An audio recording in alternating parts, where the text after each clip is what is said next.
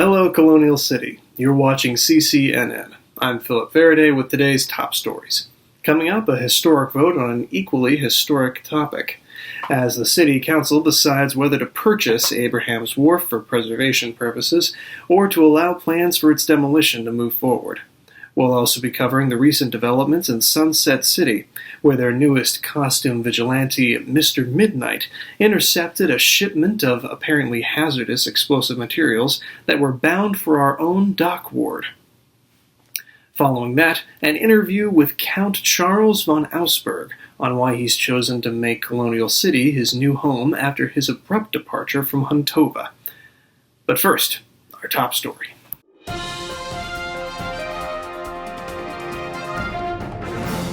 78-year-old Madison Cleveland became the fourth victim in a string of clearly linked and yet difficult-to-decipher attacks in the dock ward.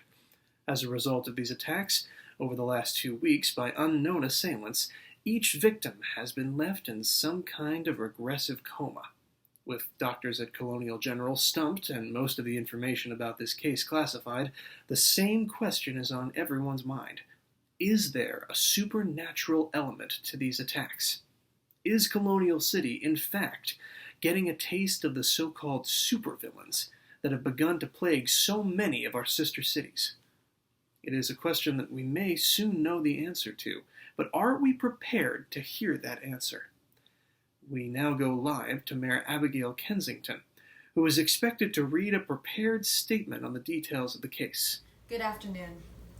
My administration and I appreciate your patience. As I know, we all want to know how best to protect ourselves during this difficult and uncertain time. Understand that I did not want to make an announcement regarding the nature of the recent tragedies in the docks until I knew I was giving you verified facts. Now, having spoken with many qualified physicians at the General Hospital and with consultants from the Department of Homeland Security, I feel I can give you these facts. The attacks on Ewan Barnes, Ollie Gibson, Carla Galan, and Madison Cleveland do appear to have been of a supernatural or metahuman nature.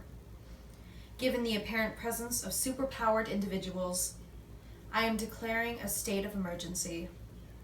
The police have also begun their search for the supposedly superpowered criminal known as Witchwood.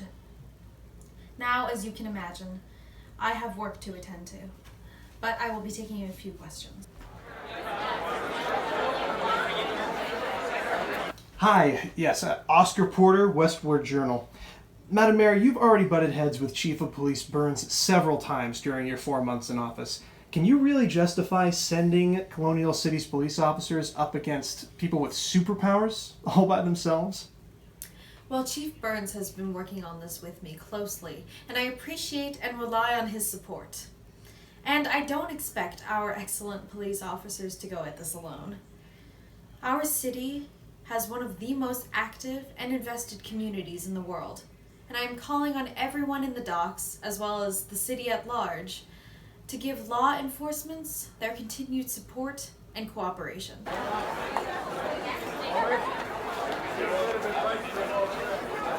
Hello, Jordan Spencer, Main Street Inquirer. Madam Mayor, the dock ward has had its share of emergencies, and people like me who live there have experienced a lot of abuse from both the mayor's office and the police.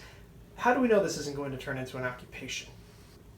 Well, that is a very excellent question, and I'm going to be releasing a document soon detailing how that will be carried out and how people's rights are going to be protected. But, most of all, the community needs to keep the government honest.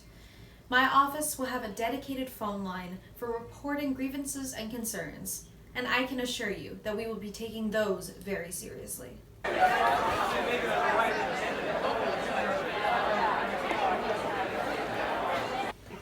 Marty Rose, speculator. You're talking a lot about community involvement in fighting supervillains here. Just to clarify, are you sending out a call for superheroes?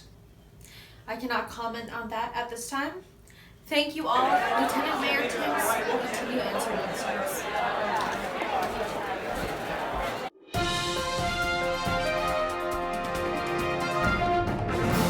Surprising news to say the least. Colonial City has now joined the ranks of many unfortunate communities under the threat of superpowered beings.